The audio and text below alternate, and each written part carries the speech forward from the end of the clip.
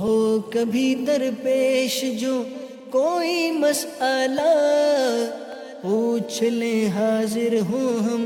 ان کی بارگاہ۔ الحمد للہ رب العالمین والصلاة والسلام علی سید المرسلین، اما بعد فاعوذ باللہ من الشیطان الرجیم، بسم اللہ الرحمن الرحیم، الصلاة والسلام علیک یا رسول اللہ وعلی آلک واصحابک یا حبیب اللہ، الصلاة والسلام علیک یا نبی اللہ وعلی آلک واصحابک یا نور اللہ۔ مدنی چینل کے ناظرین، پروگرام دارالفتاء اہل سنت میں آپ کو خوش آمدید کہتے ہیں، مرحبا کہتے ہیں۔ اللہ رب العالمین ہم سب کو دین اسلام کے احکامات سیکھ کر سمجھ کر ان پر عمل پیرا ہونے کی توفیق عطا فرمائے۔ ہمارے پیارے رسول صلی اللہ علیہ وآلہ وسلم کا فرمان عظمت عالی شان ہے، ان اول الناس بی یوم القیامہ اکثرہم علیہ صلاۃ۔ قیامت کے دن میرے قریب ترین وہ ہوگا جو مجھ پر کثرت سے درود پڑھتا ہوگا۔ صلو علی الحبیب صلی اللہ تعالی علی محمد صلی اللہ علیہ وآلہ وسلم۔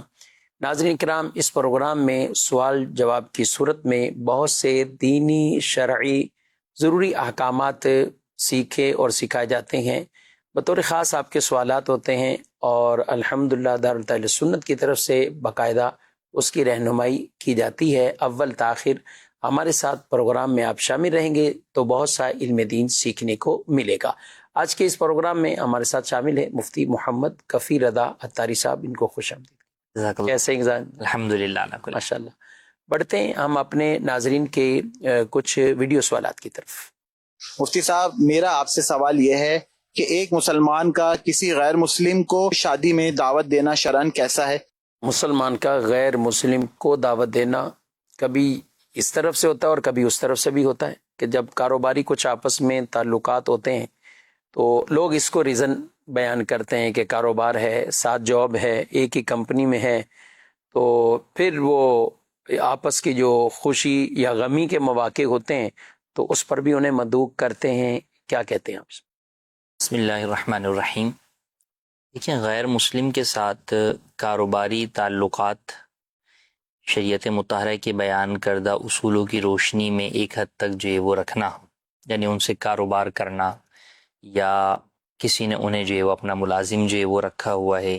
یا کسی کمپنی میں کام کر رہے ہیں کہ آپ کا کولیگ جو ہے وہ غیر مسلم ہے، تو یوں اس سے جو ہے وہ ایک طریقے کا جو ہے وہ تعلق ہوتا ہے، تو اس میں شرعی اعتبار سے حرج نہیں ہے، مگر وہ تعلق اگر دوستی میں تبدیل ہو جاتا ہے تو وہ بہرحال جو ہے وہ درست نہیں ہے۔ شریعت مطہرہ نے اس بات کی اجازت نہیں دی کہ کوئی مسلمان کسی غیر مسلم کو دوست بنائے، تو مسلمان کا دوست جو ہے وہ غیر مسلم نہیں ہو سکتا، نہ ہی مسلمان کو یہ جائز ہے کہ وہ اس کے ساتھ جو ہے وہ دوستی اور تعلقات جو ہے وہ بڑھائے۔ اسی طرح دوستی نہ آپ کہیں لیکن اس کے ساتھ راہ و رسم اور کو بڑھانا، میل جول رکھنا، کھانا پینا، آنا جانا، اپنی محافل میں انہیں بلانا، خود ان کی محافل میں جانا، تو یہ تمام چیزیں بھی جو ہے وہ دوستی کی طرف لے جانے والی جو ہے وہ ہوتی ہیں، بلکہ دوستی ہی بس اوقات ان کا سبب ہوتی ہے، تو اس اعتبار سے بھی یہ جائز نہیں ہے۔ تو ان کی دعوتوں میں شریک ہونا تو اس اعتبار سے بھی جائز نہیں ہے کہ وہ بہت ساری ناجائز و حرام، بلکہ بعض صورتوں میں کفریہ چیزوں پر بھی مشتمل ہوتی ہے، صحیح۔ ان کی شادی یا ان کی کوئی تقاریب وغیرہ، اور اپنی دعوت میں ان کو بلانے میں وہی دوستی بڑھنا یا اس کی محبت جو ہے وہ دل میں آنا، یہ تمام جو ہے وہ چیزیں پائی جاتی ہیں، تو اسلام اس بات کی ہرگز اجازت نہیں دیتا۔ تو کاروبار اگر آپ کر رہے ہیں تو کاروبار کی حد تک کریں، آپ کا وہ کولیگ ہے تو کولیگ کی حد تک اس سے کام کے اعتبار سے جو آپ کا واسطہ پڑتا ہے، رابطہ ہوتا ہے، اس حد تک ہی رکھیں، لیکن اس کا یہ مطلب نہیں ہے کہ آپ جو ہے وہ اس کے ساتھ جو ہے وہ میل جول بڑھائیں، دوستیاں کریں، اور اس میں کئی دفعہ لوگوں کے ذہنوں میں یہ ہوتا ہے کہ جناب ہم نہیں کریں گے تو وہ برا جو ہے وہ منائے گا۔ تو بات وہی ہے کہ ہر شخص کے ساتھ تو آپ دنیا کے اندر بھی جو مسلمان بھی ہیں تو ان میں سے کیا ہر ایک سے ہی جو وہ دوستی کرتے ہیں؟ صحیح ہو۔ تو ہر ایک سے آپ دوستی نہیں کرتے، مسلمانوں کے اندر بھی آپ جو ہے وہ جتنے لوگوں سے کاروبار کرتے ہیں ہر ایک سے جو ہے وہ آپ کا وہ تعلق نہیں ہوتا۔ تو اسی طریقے سے جب آپ کاروبار کر رہے ہیں تو جہاں مسلمان ہونے کے باوجود آپ کا ہر ایک سے جو تعلق یا رابطہ ہے اس کے مختلف درجے ہیں،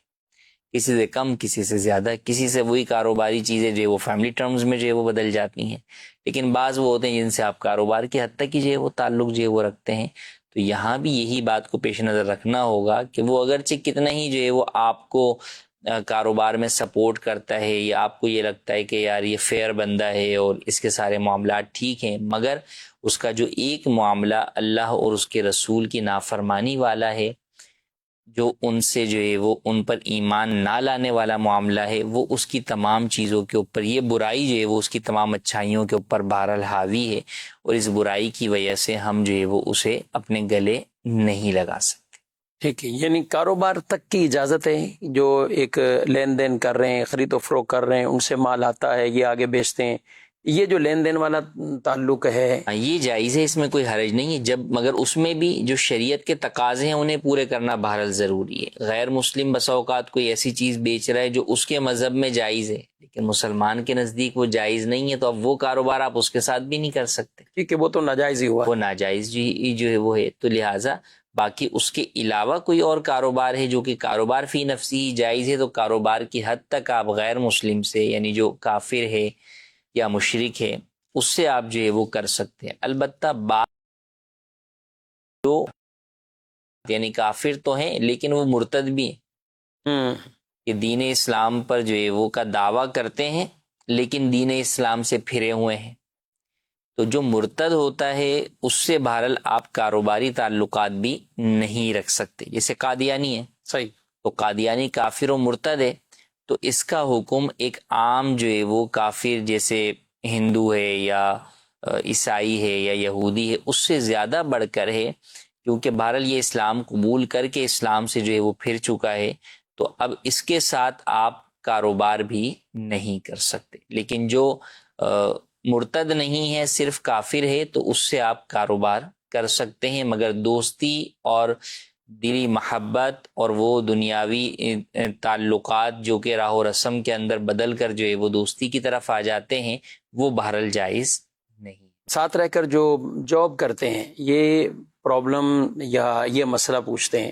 جاب والے بھی، اچھا کچھ اسٹوڈنٹس ہیں تعلیم حاصل کر رہے ہیں، اب ادارے میں ایک ساتھ ہیں، تو ان کے ساتھ بھی اسی طرح کے معاملات. اچھا یہ تو انہوں نے شادی کا کہا، غمی کے بھی واقعات ہو جاتے ہیں. اب غمی میں ادھر بھی اور ادھر بھی، مسلمان کے ہاں کسی کا انتقال ہوا اور ایک کافر کے ہاں کوئی مرا. اب یہاں معاملات یعنی یہاں پہ کیا کیفیات رہیں گے آپ، اور کیا کن چیزوں پہ خیال رکھنا ہوگا؟ دیکھیں، غم کے اندر بھی جو ہے وہ شرعی طور پہ جائز نہیں ہے کہ ہم اسے بلائیں یا ہم اس کے پاس جائیں. اچھا اس سے اپنے پاس کیوں نہ بلائیں، کیونکہ بہرحال بندہ مومن کا جب انتقال ہوتا ہے تو وہاں پر فرشتے بھی جو ہے وہ نازل ہوتے ہیں، جبکہ اس شخص کا آنا جو کہ اللہ اور اس کے رسول پر ایمان نہیں لاتا وہ باغی شخص ہے، تو لہٰذا اس کا آنا تو جو ہے وہ ان چیزوں میں رکاوٹ کا سبب جو ہے وہ بنے گا. تو بالکل ایسے شخص کو جو ہے وہ ہرگز ہم اپنی تقاریب میں یا اپنے جو ہے وہ غم والے موقع پر بھی نہیں بلائیں گے،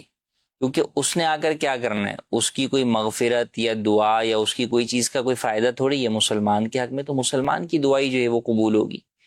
اور دوسرا یہ کہ ہم ان کے طرف جائیں، تو ہم ان کی طرف جائیں گے تو اگر ہم ان کے مرحوم کے لیے کوئی دعا کرتے ہیں تو دعا کرنا ہی جائز نہیں، بلکہ غیر مسلم کے لیے مغفرت کی دعا کرنا تو خود کفر ہے. اللہ اکبر. کیونکہ غیر مسلم جو ہے وہ جو بندہ کفر پر ہی مرا تو اس کی مغفرت نہیں ہوگی. اللہ نے قرآن میں فرما دیا ان اللہ لا یغفر ان یشرک بہ ویغفر ما دون ذلک لمن یشاء. اللہ شرک کو معاف نہیں کرے گا، اس کے علاوہ جو چاہے معاف فرما دے. تو اس کا مطلب اس کی مغفرت ہو ہی نہیں سکتی. تو اب ایسی صورت کے اندر یہ کہ وہاں جا کر اس کے لیے مغفرت کی دعا کرنا یا اس کو یہ کہنا کہ اللہ تمہیں اس کا جو ہے وہ اچھا بدل عطا کرے، تو اس کا اچھا بدل کہاں ہو سکتا ہے؟ تو لہٰذا جو ہے وہ اس طور پر دعا مانگنا جو ہے وہ جائز نہیں ہے. تو ان کے اور پھر جب وہ کوئی بھی اس طرح کا فاسق و فاجر یعنی کافر شخص اس دنیا سے جو ہے وہ گیا ہے تو وہ لعنت اترنے کی جگہ ہے. تو لہٰذا اس طور بھی وہاں جانا مسلمان کو زیب نہیں دیتا، تو مسلمان کو اس بات سے بچنا چاہیے. اور جہاں آپ نے اسٹوڈنٹس کی بات کی تو وہاں بھی یہی ہے کہ اسٹوڈنٹس بھی جو آپس میں جو ہے وہ رہتے ہیں ساتھ یا دیگر معاملات کرتے ہیں، بس اوقات کھانے پینے کے معاملے میں بھی سوال جو ہے وہ کرتے ہیں، تو اس میں بھی کئی دفعہ ان کے ذہنوں میں یہی ہوتا ہے کہ یار دوستی کے بغیر ہم یہ کام کر نہیں سکتے. حالانکہ ایسا جو ہے وہ نہیں ہے. جیسے کہ ہم دیکھتے ہیں کہ کلاس کے اندر جناب جو 25-30 جو ہے وہ اگر اسٹوڈنٹس ہیں، تو کیا آپ کی 25-30 سے ہی ہے وہ دوستی ہوتی ہے؟ صحیح بات ہے. نہیں ہوتی، ان میں سے 2-4 سے ہی ہوتی، اور آنا جانا بھی ایسا نہیں ہوتا کہ سب کے ساتھ نہیں ہوتا. اچھا، اسی طرح اگر ایک کمرے میں رہنے والے بھی افراد ہیں تو سب سے بھی آپ کی جو ہے وہ ایک جیسی جو ہے وہ نہیں ہوتی. تو لہٰذا آپ ان کے ساتھ جو جتنی اسلام نے اجازت دی ہے اتنے جو ہے وہ آپ ان کے ساتھ معاملات رکھیں، اور بقیہ چیزوں کے اندر جو ہے وہ آپ احتیاط کریں. وہ آپ کے لیے ضروری ہے کہ اس سے آپ اپنے دین کی حفاظت کرنے والے جو ہے وہ بنیں گے. ہاں، اپنے دین کی تعلیمات جو ہے وہ آپ انہیں جو ہے وہ دے سکتے ہیں. ہمارے الٹا ہوتا ہے کہ لوگ دین کی تعلیم تو اس تک نہیں پہنچا رہے ہوتے.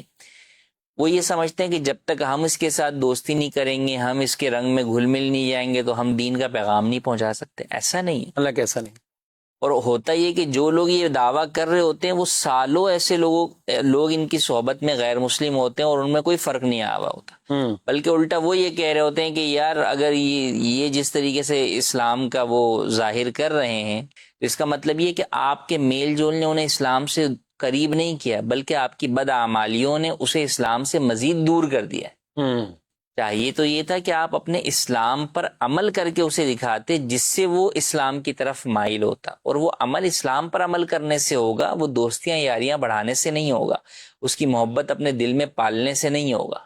تو لہٰذا اچھا، پھر کئی لوگوں کے ذہن میں ہوتا ہے کہ نہیں جناب ہمارے دل میں محبت تو نہیں آئے گی، ہم تو محبت کو آنے نہیں دیں گے. تو یہ بھی شیطان کا وسوسہ ہوتا ہے، کیونکہ وہ ایک غیر محسوس طریقے سے آپ کے دل میں جو ہے وہ اس شخص کی چیزوں کو جو ہے وہ ڈالنا شروع کرتا ہے،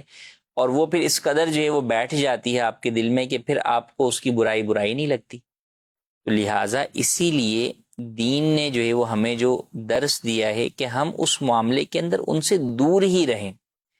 جب دور رہیں گے، ایک بیچ میں جو ہے وہ گیپ موجود رہے گا، تو وہ چیز جو ہے وہ ان کی جو محبت ہے وہ ہماری طرف نہیں آنے پائے گی، اور ہم جو ہے وہ ان کی برائی یا کفریہ معاملات کی طرف جو ہے وہ جانے نہیں پائیں گے. تو اس چیز کو سامنے رکھ کر ضرورت کے مطابق جو ہے وہ تعلق رکھا جائے، وہ جس حد تک ہو. اور اس میں بھی انڈرسٹوڈ سی بات ہے کہ آپ کوشش کریں کہ زیادہ سے زیادہ مسلمانوں کے ساتھ جو ہے وہ وقت گزاریں، مسلمانوں کو جو ہے وہ آپ دوست بنائیں، انہیں جو ہے وہ آپ قریب کریں، دین کے قریب کریں، اپنے اعمال و افعال کے ذریعے سے، اپنی تبلیغ کے ذریعے سے ان تک دین کا پیغام پہنچائیں. ٹھیک جی. ناظرین کرام، بڑی ڈیٹیل تفصیل کے ساتھ یہ احکامات بیان ہوئے، اور بالخصوص ہمارے وہ مسلمان بھائی جو پاکستان میں رہتے ہیں، اور بالعموم تو وہ جو اوورال کہیں بھی رہتے ہیں، لیکن خاص الخاص بات کریں تو جو بیرون ملک افراد رہتے ہیں تو ان کا کفیل صاحب میل جول بھی زیادہ ہے. یعنی یہاں تو ہم کہیں کہ 100 میں سے ہمیں 10% ملے، 5 ایسے ملیں گے کہ جن کے کاروبار ایسے ہیں کہ وہ آگے جا کے کوئی لنک ہوتے ہیں، لیکن وہاں ہر دوسرا آدمی میل جول میں اس کا رہائش کے اعتبار سے دیکھیں، گاڑیوں کے اعتبار سے دیکھیں، آنے جانے، یعنی وہ ساتھ ہی ہے. انہیں یہ احکامات سیکھنا سمجھنا کتنا اہم اور ضروری ہے. جی بالکل، وہاں پر ان افراد کے لیے ان باتوں کو جاننا اور سمجھنا ضروری ہے، اور اس پر عمل کرنا بھی جو ہے وہ ضروری ہے. ورنہ ہم دیکھتے ہیں کہ کئی دفعہ ایسے لوگ جو کہ ان کے ساتھ اٹھتے بیٹھتے اور ساری چیزیں جو ہے وہ اختیار کرتے ہیں، وہ بسا اوقات دین اسلام کے اعتبار سے خود جو ہے وہ وسوسوں کا شکار ہو جاتے ہیں، اور ان کے ذہن میں جو ہے وہ ایسی باتیں جو ہے وہ آنا شروع ہو جاتی ہیں. وہ کہاں سے آتی ہیں؟ وہ انہی دوستیوں سے اور انہی غیر مسلموں کی صحبت کی وجہ سے آتی ہیں. تو اگر آپ کو اپنے دین کو بچانا ہے تو پھر ایسی صورت میں آپ کو غیر مسلموں کی صحبت سے جو ہے وہ بچنا ہوگا، اور نیک مسلمانوں کی صحبت اختیار کرنی ہوگی. یہ ضرور ہے کہ آپ کسی کے لیے دعا ہدایت کر سکتے ہیں، یعنی کافر کے لیے اگر اس کے بارے میں دعائے ہدایت کرنا، اور اسی طرح جو نارمل حقوق ہیں، اخلاقیات سے پیش آنا، کسی کا مال دھوکے سے، وہ مسلمان کا بھی لینا جائز نہیں، غیر مسلم کا بھی لینا جائز نہیں. تو یہ وہ اعمال ہیں کہ جس میں دیانت داری ہو، آپ کی سچائی ہو، صدق ہو، اور ان کے ساتھ جو وعدہ خلافی نہ ہو، یعنی جو کاروباری آپ کے تعلقات ہیں یہی اگر اچھے ہوں تو ایسے کئی ہمارے اسلاف کے واقعات ہیں کہ ان کے اس کردار کو دیکھ کر غیر مسلم کلمہ پڑھ کے مسلمانوں میں. اور آج بھی ایسے کئی مسلمان ہیں جو اپنے کردار سے اپنے دین اسلام کی اس تعلیمات کو ظاہر کرتے ہیں اور ان کے رزلٹ اچھے آتے ہیں. تو غیر مسلموں سے اس طور پر یہ معاملات کرنا اور ہدایت کی دعا کرنا یہ کرتے رہنا چاہیے. اور بالخصوص تعیین کے ساتھ بھی کر سکتے ہیں کہ اس فلاں شخص کو اللہ ہدایت عطا فرما، ایمان کی دولت عطا فرما، تو انشاءاللہ اس میں بہتری ہوگی. مزید سوال. میرا مفتی صاحب سے سوال ہے، لیٹ کر موبائل سے قرآن پاک پڑھنا جائز ہے؟ لیٹ کر جو ہے وہ آپ قرآن کریم کی تلاوت کر سکتے ہیں، البتہ ایسی صورت میں اپنے پیروں کو موڑ لینا چاہیے. تو پاؤں پھیلا کر پڑھنا یہ جو ہے وہ ادب کے خلاف ہے. پاؤں سمیٹ کر موڑ کر جو ہے وہ آپ قرآن کریم کی تلاوت کر سکتے ہیں. البتہ یہ ضروری ہے کہ آپ جس جگہ پر لیٹ کر تلاوت قرآن کریم کر رہے ہیں وہ بستر یا وہ بیڈ یا وہ میٹرس جو ہے وہ پاک ہو. اگر وہ ناپاک ہے اور اس کے اوپر کوئی پاک جو ہے وہ بیڈ شیٹ وغیرہ بھی نہیں بچھی ہوئی تو پھر ایسی صورت کے اندر اس ناپاک بستر پر قرآن کریم پڑھنا یا جو ہے وہ ذکر و اذکار کرنا وہ منع ہوگا. ہاں اگر میٹریس ناپاک ہے لیکن اس کے اوپر آپ نے کوئی پاک بیڈ شیٹ جو ہے وہ بچھا دی ہے تو اب ایسی صورت میں اس پر آپ لیٹ کر تلاوت وغیرہ کر سکتے ہیں. جی مزید سوال. میرا یہ سوال ہے کہ فلائٹ میں نمازوں کے اوقات کا حساب کیسے رکھا جائے؟ جی فلائٹس میں نمازوں کے اوقات کار کا کیسے خیال رکھیں؟ دیکھیے فلائٹ کے اندر جو ہے وہ ایک تو یہ ہے کہ آپ جس ملک میں پہنچیں گے تو وہاں کا نماز کا وقت دیکھا جائے گا. کئی دفعہ جو ہے وہ اسٹے ہوتا ہے یا آپ کو پتہ ہے کہ جناب جو ہے وہ فلاں ملک کی حدود سے جو ہے وہ ہم گزر رہے ہیں، تو ایسی صورت کے اندر آپ جو ہے وہ دعوت اسلامی کی پریئر اپلیکیشن کے ذریعے سے دیکھ سکتے ہیں کہ اس ملک کے اندر جو ہے وہ اس نماز کا وقت کیا ہے، تو اس کے مطابق جو ہے وہ آپ نماز ادا کر سکتے ہیں. یہ جانے سے پہلے بھی معلومات لے سکتے ہیں اور جانے سے پہلے اس طرح کی جانے سے بعض پہلے فلائٹ ہیں کہ جو بعض ایسی فلائٹ کے جن میں ڈوریشن بہت زیادہ 16 گھنٹے 18 گھنٹے 12 گھنٹے، تو اب اس میں کس وقت وہ کس ملک سے گزرے گا، کیا نمازوں کے اوقات کار ہوں گے. موبائل میں بعض اوقات بلکہ اکثر ایسا ہی ہے انٹرنیٹ کی سہولت میسر نہیں ہوتی، تو ایپ چلنا یا انٹرنیٹ سے معلومات ہونا، تو آپ اپنی فلائٹ کا شیڈول پہلے سے ہی کر کے اور اس کی رہنمائی تو لی جا سکتی ہے. بالکل اس کا لے سکتے ہیں. میرے خیال سے اس کے لیے دعوت اسلامی کی جو توقیت ڈپارٹمنٹ وہ جو ہے وہ آپ کی فلائٹ ٹائمنگ کو دیکھتے ہوئے وہ آپ کو بتا دیں گے کہ درمیان میں کون کون سی نمازیں آ رہی ہیں اور آپ نے کس وقت کون سی نماز ادا کرنی. جی ہاں، شعبہ نظام الاوقات کے حوالے سے جو یہ سہولت بھی میسر ہے. جی ہاں، ایسا یہ امریکہ جانے والے کچھ افراد نے جس سے رابطہ کیا کہ ہماری یہ ٹائم ہے، یوں ہے، تو واقعی میں وہ ایک دارالعلوم سنت کا فتویٰ بھی ہے، تفصیلی فتویٰ بھی اس پہ لکھا گیا. تو جب حساب کتاب کہ کس وقت کہاں سے جہاز گزرے گا، کیا ٹائم ہوگی، کیا کیا معاملات ہوں گے، اور وہاں کتنی ڈوریشن میں اس ملک میں رہے گا، اور اس دوران کون سی نماز کا کتنا وقت باقی ہوگا، کیا ہے، تو پوری ڈیٹیل تفصیل کے ساتھ. تو یہ معلومات کچھ لوگ ٹریولنگ سے پہلے ہی معلومات لے لیتے ہیں، تو اچھی بات ہے اور یہ اپنے پاس معلومات رہنی چاہیے. مزید. مفتی صاحب میرا نام انس اکرام ہے اور میرا سوال آپ سے یہ ہے کہ اگر کسی نے نماز میں سورہ فاتحہ بھول کر نہ پڑھی تو کیا اس کی نماز ہو جائے گی؟ برائے کرم اس کا جواب ارشاد فرمائیے. جی منفرد شخص جو علیحدہ نماز ادا کر رہا ہے یا امام ہے تو ان پر سورہ فاتحہ کی تلاوت جو ہے وہ فرض کی پہلی 2 رکعتوں میں اور سنن و نوافل اور وتر کی تمام رکعتوں میں سورہ فاتحہ کی تلاوت جو ہے وہ واجب ہے. لہٰذا اگر کوئی بھول گیا سورہ فاتحہ کی تلاوت نہیں کی اور رکوع سجدہ وغیرہ اس نے کر لیا، اب بعد میں اسے یاد آیا تو بہرحال اس پہ لازم ہوگا کہ وہ سجدہ سہو کرے. سجدہ سہو کر لے گا تو اس کی نماز ہو جائے گی، اور اگر سجدہ سہو بھی اس نے نہیں کیا تو پھر وہ نماز اس کے اوپر واجب الاعادہ ہوگی، اسے دہرانا لازم ہوگا. ہاں جو مقتدی ہے تو اس کے لیے تلاوت جائز نہیں ہے کیونکہ اس کے امام کی تلاوت ہی اس کی تلاوت ہے، تو لہٰذا مقتدی کو جو ہے وہ پڑھنے کی اجازت نہیں ہے سورہ فاتحہ، تو مقتدی نہیں پڑھے گا. امام بھول جائے گا تو پیچھے مقتدی لقمہ تو دیں گے، کیونکہ امام نے اگر سورہ فاتحہ بھول بھی گئے اور ڈائریکٹ جہری نماز ہے سورہ شروع کر دی تو مقتدی لقمہ دیں گے. اس میں کیا کہتے ہیں آپ؟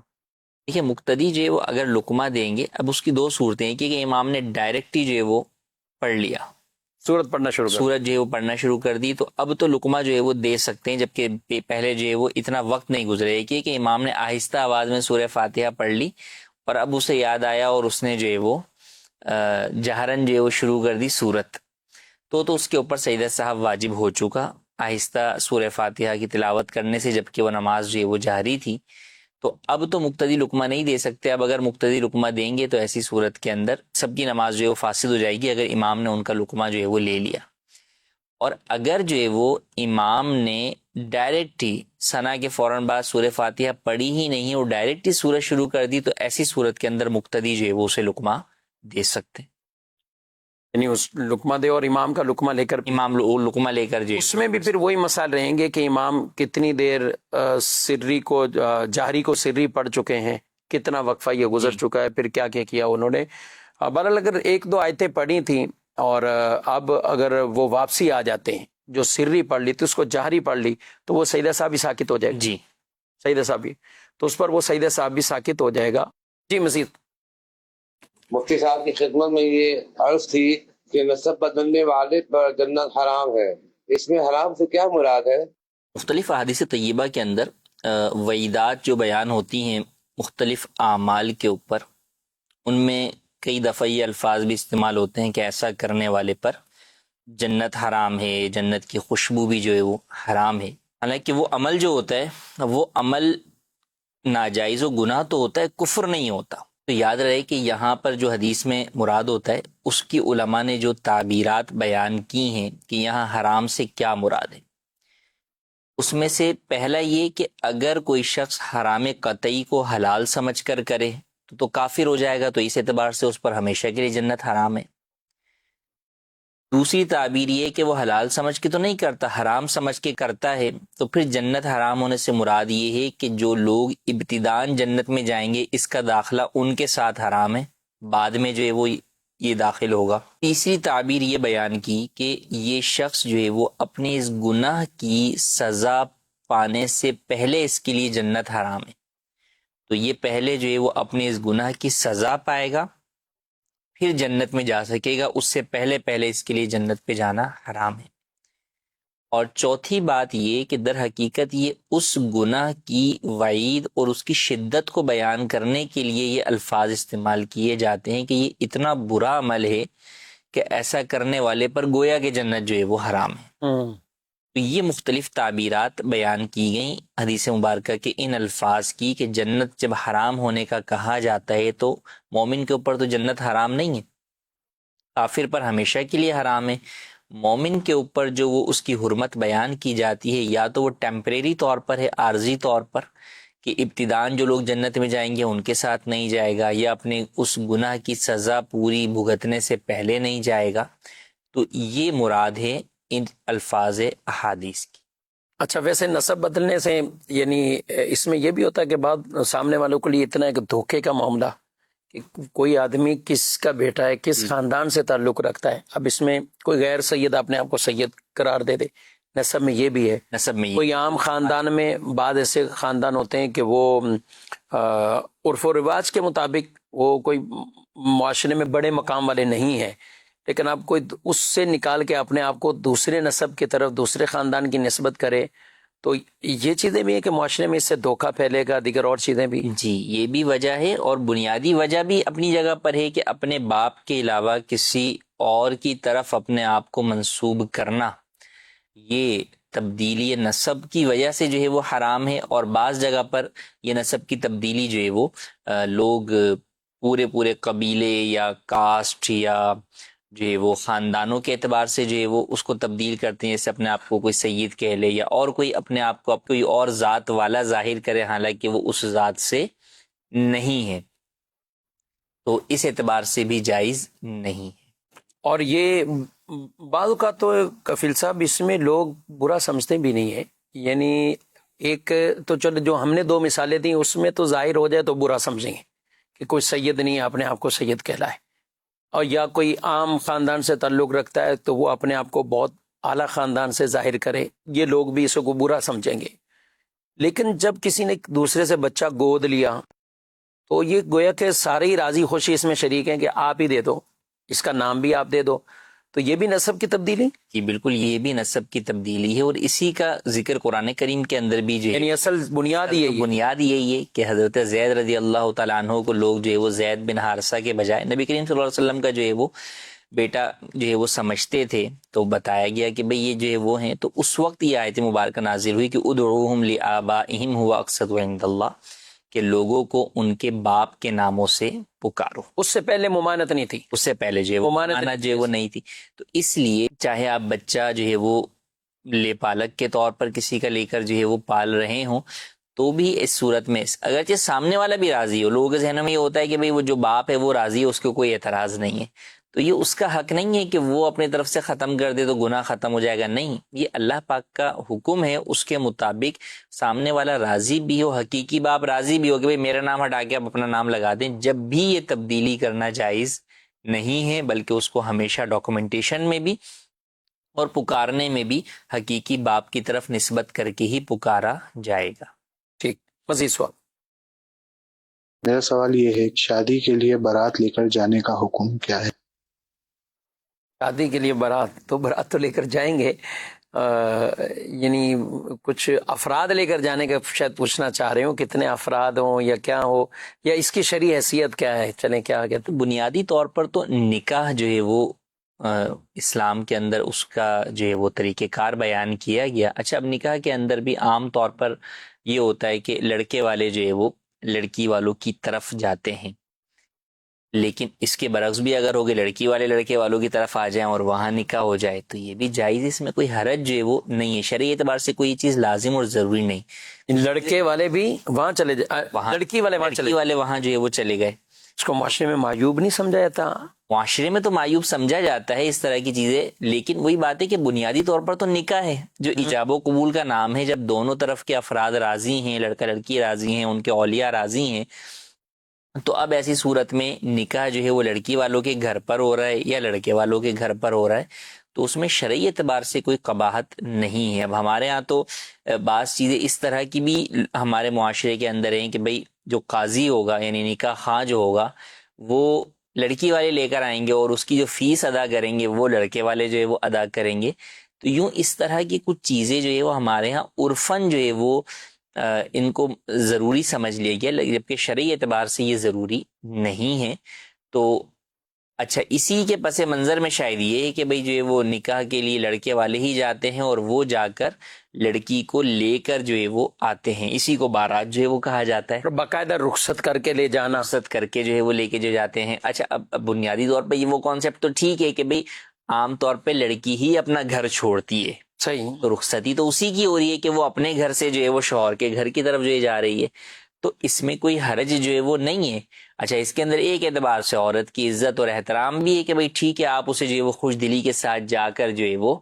رخصت کر کے اور جو ہے وہ عزت و احترام کے ساتھ اپنے گھر لے کر آ رہے ہیں، تو اس اعتبار سے بھی کوئی حرج جو ہے وہ نہیں ہے۔ لیکن اس کے اندر معاشرے میں جو کئی چیزیں اور رائج ہو گئی ہیں اس کے ساتھ ساتھ کہ نہیں بھئی اتنے لوگ ہم آئیں گے اور اب لڑکی والوں کے اوپر پابندی کہ آپ ان سب افراد کا کھانے کا انتظام جو ہے وہ کریں گے یا اور دیگر رسومات، بلکہ بہت زیادہ ڈیمانڈز ہوتی ہیں کہ ہمارے مہمانوں کی عزت رہ جائے، یہ رہ جائے، اور پھر کھانے میں صرف ایک ڈش نہیں وغیرہ وغیرہ، تو یہ اس طرح کی جو چیزیں ہیں وہ بہرحال جو ہے وہ جائز نہیں ہے۔ وہ لڑکی والے اپنے طور پر آپ کے مہمانوں کی جو ہے وہ ان کی دعوت کریں تو ٹھیک ہے، اس میں کوئی حرج نہیں ہے۔ افراد کے اعتبار سے وہ آپ کو جو ہے وہ پابند بھی کر سکتے ہیں کہ بھئی آپ اتنے ہی افراد لائیے گا جتنی ان کی استطاعت ہے، تو ان چیزوں کے اندر لڑکے والوں کی جانب سے مطالبات کرنا وہ جائز نہیں ہے۔ باقی بنیادی طور پر بارات لانا یا لے جانا یا جو ہے بارات لے کر جو ہے وہ لڑکی کے پاس جانا، تو اس میں کوئی حرج نہیں۔ ٹھیک ہے۔ اچھا، نارمل جیسے ہمارے یہاں ظاہر تاریخ طے ہوتی ہے، سب چیزیں، اس دن نکاح ہے، اس دن بارات ہے، اس دن ولیمہ ہے، اور کتنے افراد آئیں گے بغیر کسی ڈیمانڈز کے، یعنی افراد تو طے کیے جاتے ہیں تاکہ اسی کے مطابق وہ ہال رکھتے ہیں کہ ہمارے 400 ہیں، آپ کے بھی اگر 300 200 افراد آئیں گے تو ہم پھر ہال اتنا بڑا رکھیں، کھانے کا انتظام اتنا کریں، تو یہ پوچھا جاتا ہے ایک دوسرے سے، تو یہ تو ٹھیک ہے، مطلب پوچھ لینا چاہیے اس میں. بالکل پوچھ لینا چاہیے تاکہ سامنے والوں کو بھی جو ہے وہ کوئی نہ ہو اینڈ ٹائم پر کوئی لے کے جو 500 باراتی پہنچ جائے اور وہ یہ توقع کر رہے ہوں کہ یار 200 افراد ان کے آئیں گے، تو اس بات ان کے لیے انتظام کرنا جو ہے وہ مشکل جو ہے وہ ہو جائے گا. یعنی بالکل یہ چیزیں، لیکن اب یہ کہ نہیں جناب ہم رشتہ کریں گے اس صورت کے اندر جب آپ ہمارے 500 باراتی جو ہے وہ لکھیں اور پھر ہال بھی فلاں رکھیں اور پھر جناب جو کھانے میں یہ چیزیں ہوں، تو یہ بہرحال آپ کیا کر رہے ہیں ان کے اوپر جو ہے وہ بوجھ جو ہے وہ ڈال رہے ہیں. تو ایسا کرنا جو ہے وہ جائز نہیں ہے. اچھا عام طور پہ لڑکی والے جو ہے وہ خود ہی جو پوچھ لیتے ہیں ہاں بھائی آپ کے کتنے افراد جو ہے وہ آئیں گے. اچھا اس میں بسا اوقات گفتگو کے اندر ہی کمی بیشی بھی جو ہے وہ ہو رہی ہوتی ہے، وہ کہہ رہے ہوتے ہیں کہ نہیں آپ 150 نہیں آپ 200 لے آئیں بھلے ہمیں کوئی حرج نہیں ہے، یا یوں بھی اس کے برعکس بھی ہوتا ہے کہ نہیں 150 نہیں لائیں آپ ہماری طرف سے 100 ہی افراد کی آپ کو دعوت ہے، تو بھی اس میں کوئی حرج نہیں ہے. جو بات اس وقت ہو رہی ہے یہ لڑکے والوں نے کہہ دیا کہ آپ نے 100 کی دعوت دی ہے لیکن ہمارے ضروری افراد ایسے ہیں کہ ہمیں 150 تک کا کو لانا ہی ہوگا، تو آپ اس کو دیکھ لیں. تو اس اعتبار سے لڑکی والے بھی جو ہے وہ اسے قبول کر لیں تو اس میں کوئی حرج نہیں ہے. بس وہی کہ زور زبردستی یا سامنے والوں پر بوجھ یا جو ہے وہ نکاح کو ان چیزوں کے ساتھ مشروط کرنا، یہ بہرحال یہ چیزیں جو ہے وہ درست نہیں. دیکھیے بعض اوقات پہلے کہہ دیا جاتا ہے کہ جہیز میں بھلے آپ اپنی مرضی کر لیں لیکن ان چیزوں میں نہیں. ہمارے مہمان وہ کوئی تانا نہ دیں، وہ ناراض نہ ہو، یہ کچھ نہ ہو، تو لیکن سب کچھ وہ بھی کر کے پھر اس کے بعد جہیز گننے لگ جاتے ہیں. یعنی اگر ہم دیکھیں رسومات کے طور پر تو لڑکی والوں پر بہرحال ایک اچھا خاصا بوجھ معاشرے نے ڈال دیا ہے. اور لڑکی کی پیدائش سے کہتے ہیں نا کہ خوشی کا اظہار اور یہ سب چیزیں، یہ اسلام کا طریقہ ہونا بھی یہی چاہیے.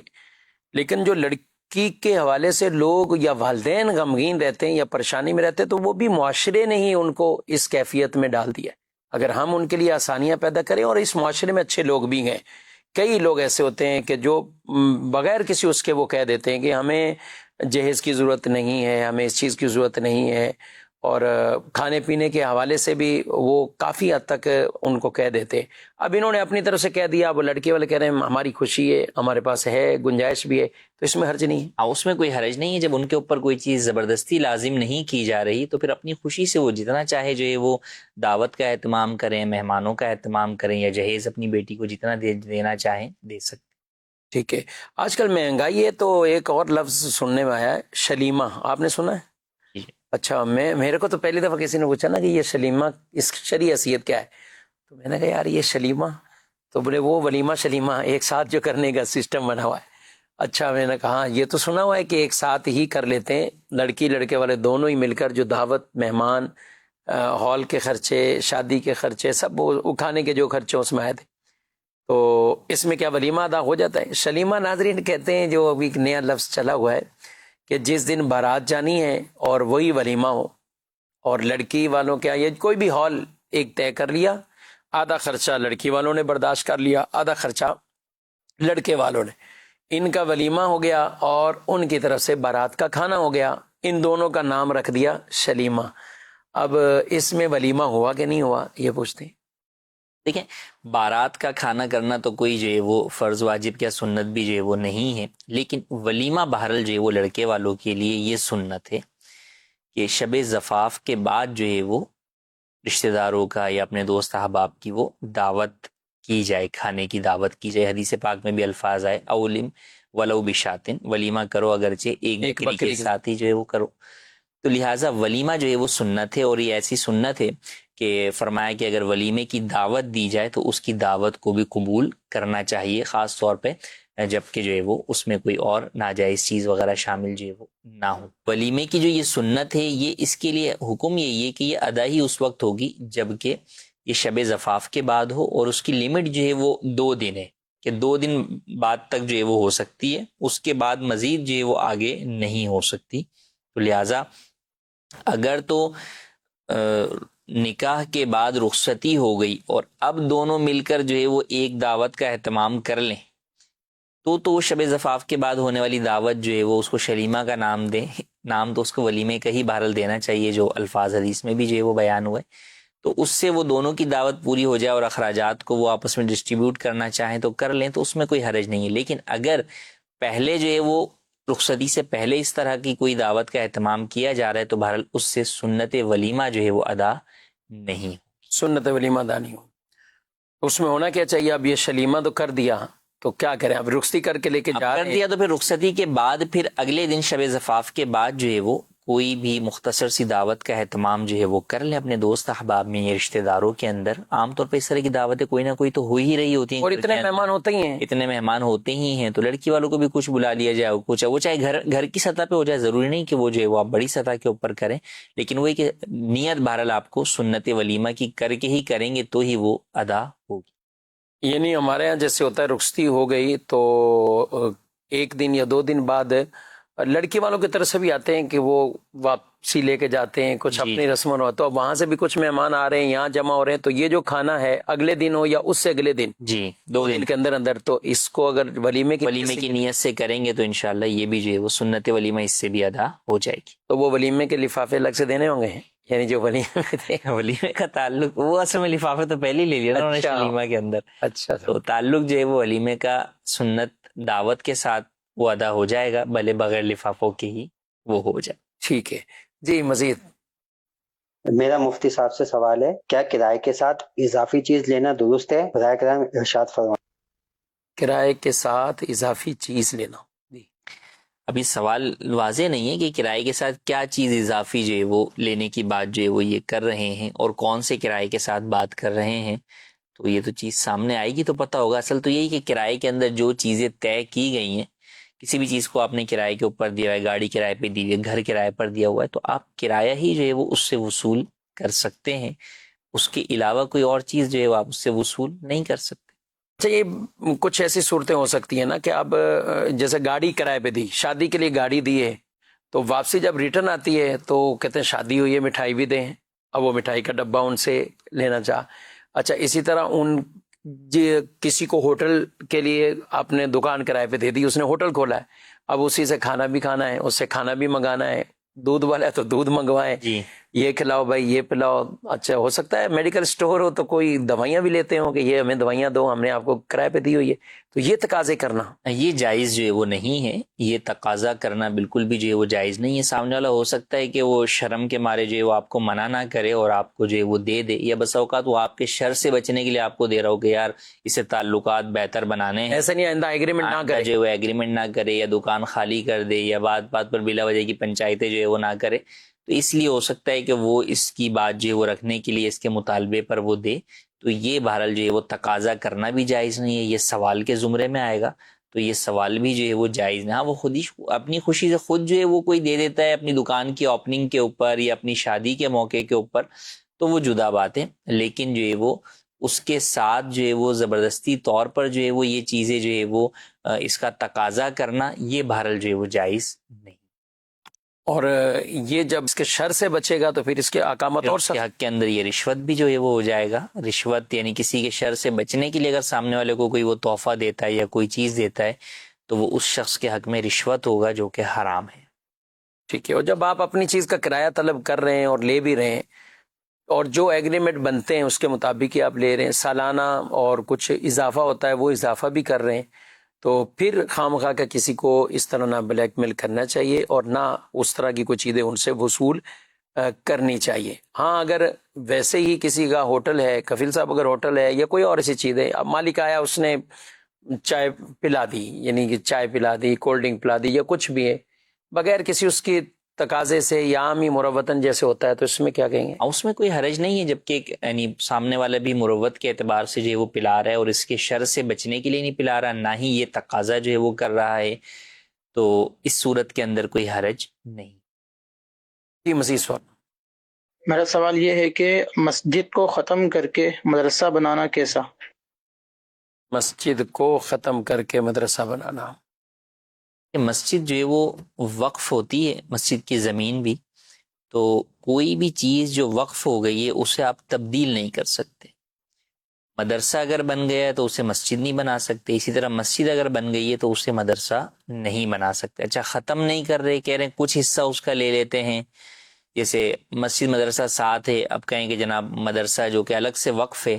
اس کی کچھ جگہ مسجد کو توسیع کرنے کے لیے, مسجد کو وسیع کرنے کے لیے لے لیں, تو یہ بھی جائز نہیں ہے. اسی طرح اگرچہ مدرسے کو حاجت نہ ہو, اضافی ہو, جب بھی نہیں دے سکتے, تو جو علیحدہ علیحدہ وقف ہیں تو ان کو آپ ختم بھی نہیں کر سکتے اور ایک دوسرے میں تبدیل بھی نہیں کر سکتے. تو جو مسجد ہے وہ ہمیشہ کے لیے مسجد ہے، جو مدرسہ ہے وہ ہمیشہ کے لیے مدرسہ ہی ہے، آپس میں ان کو تبدیل نہیں کر سکتے. اب اس سلسلے میں ہونا یہی چاہیے، دارالحکومت اہل سنت سے باقاعدہ رابطہ بھی کر لیجئے. عام طور پہ ایسا نہیں ہوتا، کفیل صاحب آپ بھی ہیں کہ مسجد بالکل ختم کر کے کوئی مدرسہ بنا دے، عمارت بنا دے. ہاں یوں ہوتا ہے کہ مسجد کے first floor, second floor, third floor پر کہیں نہ کہیں مدرسہ شروع کر دیتے، یا مسجد کے نیچے کی عمارت میں بھی. تو اس کے لیے بھی پہلے سے شرعی طور پر رہنمائی لے لینی چاہیے کہ مدرسہ، مسجد اور وہ زمین اصل کس کام کے لیے وقف ہے. ان چیزوں کا خیال بہرحال پہلے سے ہی رکھ لینا چاہیے. جی ناظرین کرام، آپ نے پروگرام ملاحظہ کیا، اپنا فیڈ بیک بھی ضرور دیجیے گا، اور یہ نمبر اپنے پاس رکھ لیجیے، اور کوئی بھی آپ کے ایسے دینی شرعی سوالات ہوں تو ضرور آپ دارالحکومت اہل سنت میں رابطہ بھی کیجیے. اللہ تعالی ہم سب کو دین اسلام کی تعلیمات کے مطابق اپنے معاملات کو ڈیل کرنے اور اس پر عمل کرنے کی توفیق عطا فرمائے. آمین بجاہ النبی الامین صلی اللہ علیہ وسلم. ہادی و رہنما ہمارے علماء، ہو کبھی درپیش جو کوئی مسئلہ، پوچھ لیں حاضر ہوں ہم ان کی بارگاہ. متی کی